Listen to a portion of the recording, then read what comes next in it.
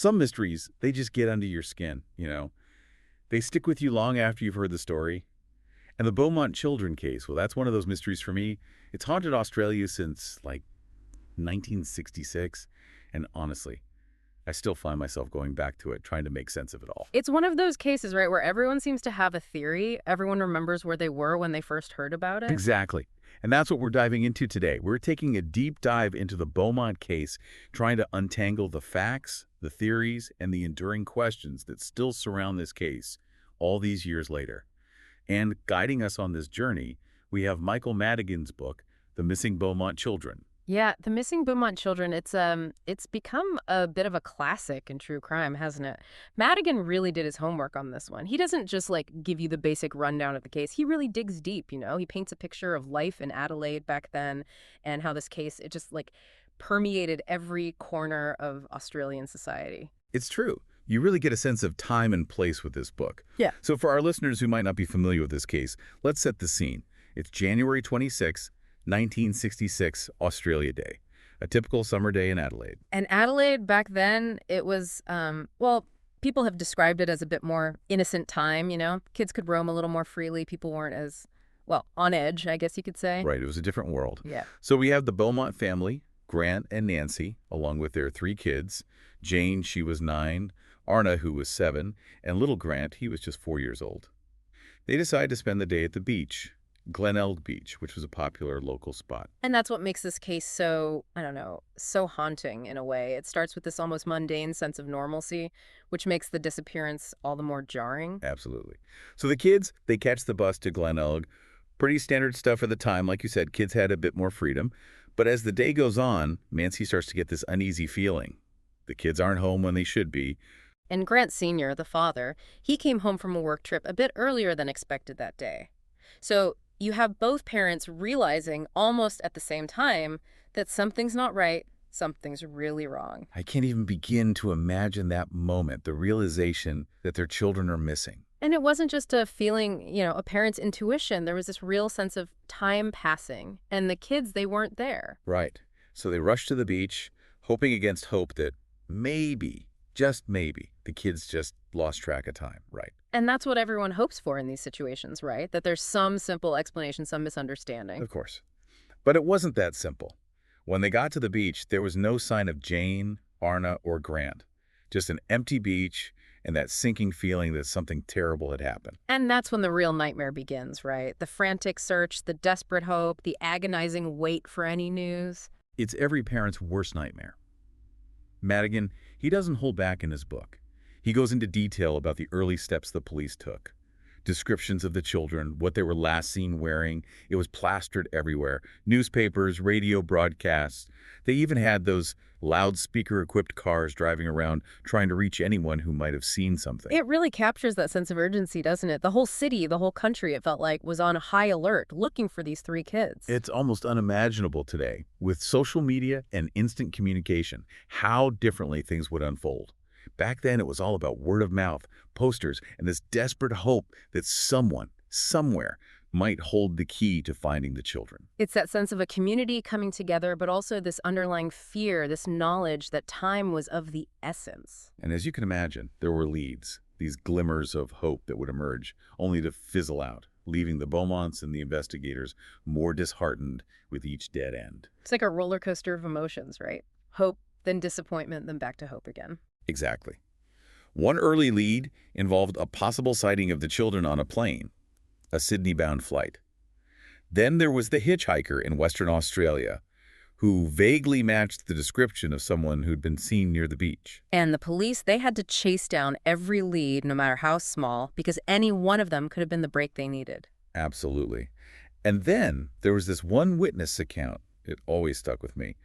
A woman reported seeing the children with a blonde man, someone who fit the description of a surfer on the beach that day. But there's this one chilling detail. She mentioned that he kept staring at her really intensely, like he knew she was watching them. It's those small details, those little things that stand out in our memories that often prove to be the most significant, aren't they? Definitely. They tried to create sketches of this surfy man based on her description, but he was never identified. He just vanished like a ghost. Like he knew he was being watched and just melted away into the crowd. It's eerie. And as the years passed, the Beaumont case, it just refused to fade from public memory. It became one of those unsolved mysteries that people couldn't let go of.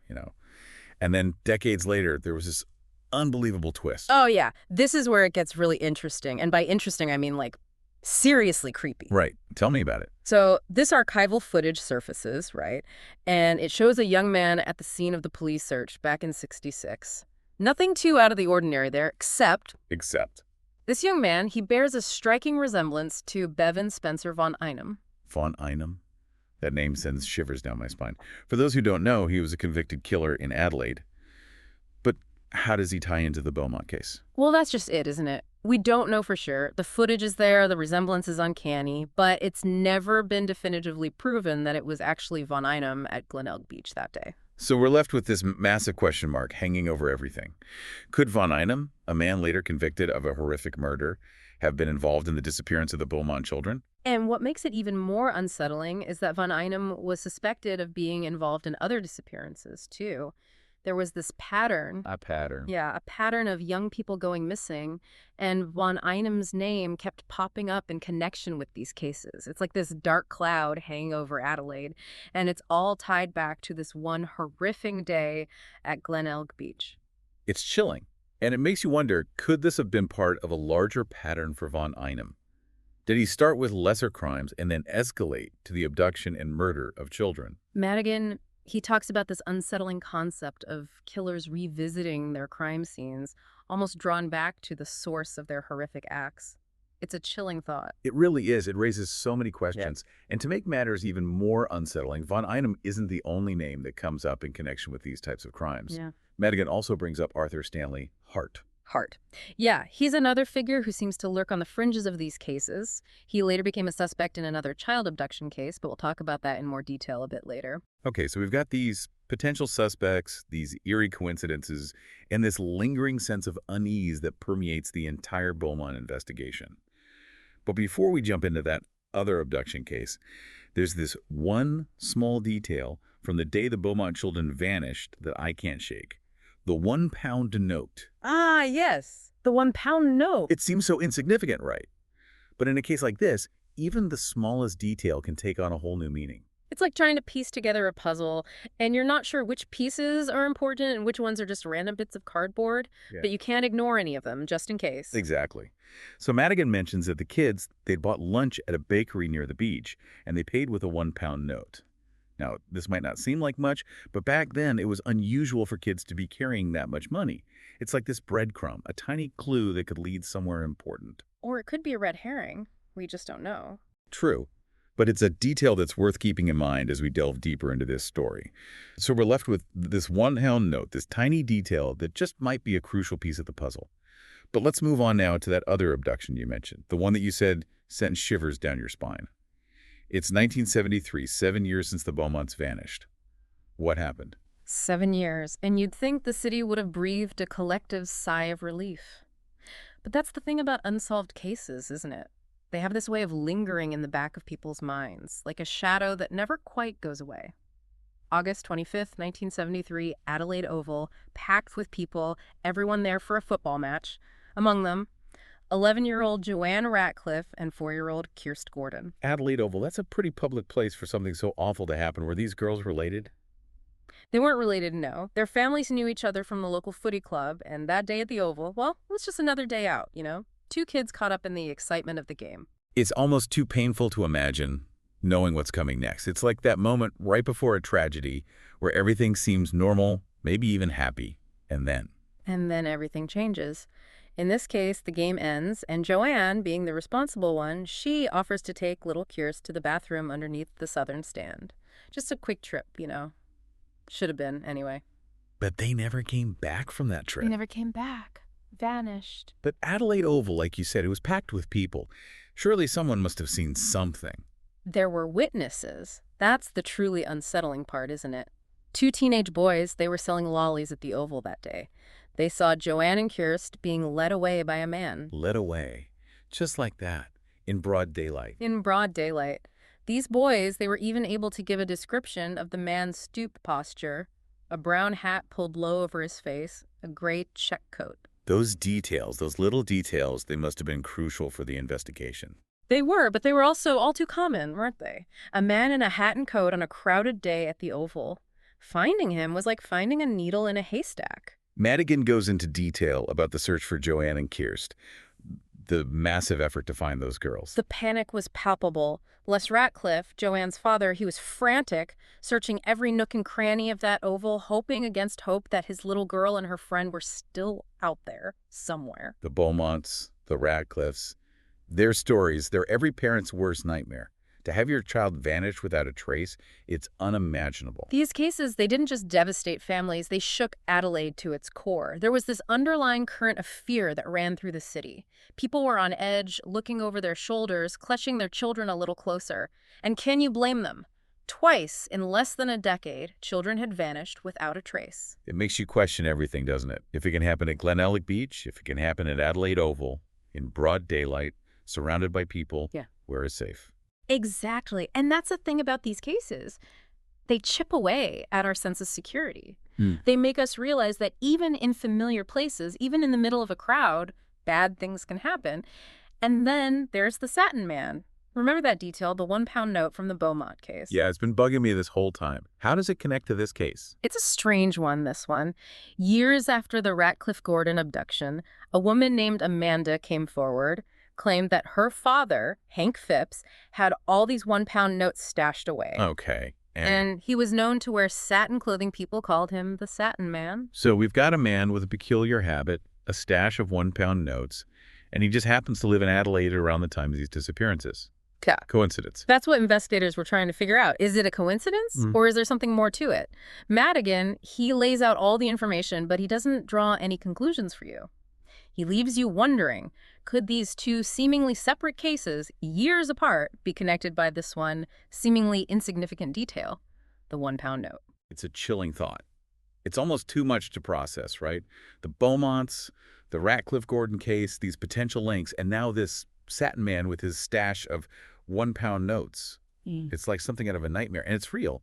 These things really happened. And those are just two of the cases Madigan covers. As you dig deeper into the book, you start to see how many other children went missing in Australia during that era. It's heartbreaking. It's like you said earlier, these cases, they chip away at your sense of security. You start to see danger everywhere, especially if you're a parent. And Madigan, he doesn't shy away from that. He really gets into the minds of the investigators, the families, the public, and how these cases just grip the nation. He doesn't just present the facts. He makes you feel the impact. Like, for instance, there's this one part where he talks about the McKay sisters. Remember that case? 2 young girls abducted and murdered in Queensland in 1970. Vaguely, yes. Was that the case where Arthur Stanley Hart, the man with the potential Adelaide Oval connection, became a person of interest? That's the one. And that's what I mean about Madigan making you feel the impact. He connects the dots, shows how these cases, even though they might be years and miles apart, might be linked in ways we can't even imagine. It's like he's holding up this dark mirror to society, showing us that monsters are real.